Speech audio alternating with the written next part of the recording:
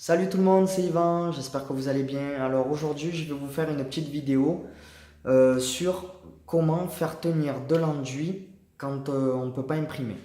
Alors, comment on fait ça? Alors le procédé est très simple. Plutôt que d'imprimer, vous allez préparer de l'enduit. Donc une fois que vos supports sont grattés, évidemment, voilà, vous avez fait tout le grattage, vous avez tout nettoyé, tout ça. Donc maintenant, c'est au tour de l'enduit. Enfin, ça aurait dû être plutôt le tour de l'impression, mais vu que pour X ou Y raison, vous ne pouvez pas imprimer, vous allez directement passer aux enduits. Alors, comment vous allez faire tenir vos enduits? En général, la première couche, vous allez la passer de manière à pouvoir boucher directement vos trous.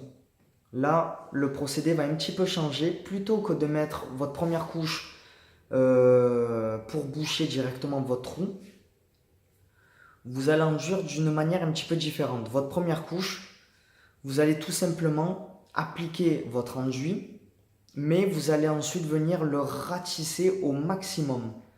Pourquoi? Tout simplement pour que vous puissiez former une couche vraiment très très fine sur les zones où vous avez des enduits à faire. Il faut que vous fassiez vraiment la couche la plus fine possible. Donc d'où pourquoi je vous dis appliquez votre enduit et ensuite vous allez venir le ratisser. De cette manière, vous allez enlever le plus de matière possible, donc le plus d'enduit possible, de manière à faire la couche la plus fine possible.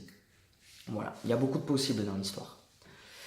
Mais vous allez voir que c'est possible, du coup, de cette manière-là, de garder vos murs nickel en faisant comme ça. Donc, comme si vous imprimiez. Cette petite couche d'enduit donc, que vous allez mettre, elle n'aura pas pour but de boucher le trou, mais elle aura pour but de servir de fixateur. Voilà, puisqu'étant donné qu'elle est très fine, elle a de très faibles chances de cloquer, d'avoir de mauvaises réactions. Et c'est elle qui va faire office de fixateur. Donc, voilà pour cette première couche. Ensuite, vous laissez bien sécher. Donc, s'il y a marqué 6 heures, 8 heures, 12 heures, 3 heures, peu importe le temps de sèche qui est marqué sur votre produit que vous utilisez, respectez-le vraiment. Et une fois que votre temps de sèche est bien respecté, donc vos enduits sont bien secs, à ce moment-là, à partir de la deuxième couche, vous pouvez commencer vraiment à remplir vos trous. Donc, comme il se fait de manière classique.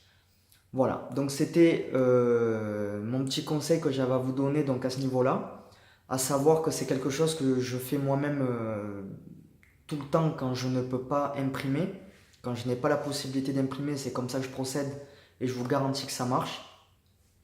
Je n'ai vraiment aucun mur qui a craqué après ça. Et ben voilà, tout simplement, si vous êtes concerné par ce problème aussi, donc ben, je vous conseille vraiment de tester tout de suite cette solution. Vous allez voir, ça marche.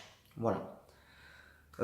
Ensuite, je tiens à vous dire aussi, voilà, j'ai fait un petit article à ce niveau-là où je mets des photos. Donc pour vous montrer ce que ça donne cette première couche. Donc au moment où vraiment elle est vraiment ratissée. Donc voilà, j'ai pris ça en photo et tout simplement, je vous le mets dans cet article-là pour vous montrer visuellement qu'est-ce que ça doit donner. Vous le comprendrez mieux en image. Comme on dit, des fois une image vaut 1000 mots. Voilà. Donc, oui, c'est dans la description tout ça. Donc, il y a les liens, tout ça. Vous regardez, tout est indiqué. Et puis bon, ben voilà, je vous dis à bientôt. Ciao, ciao.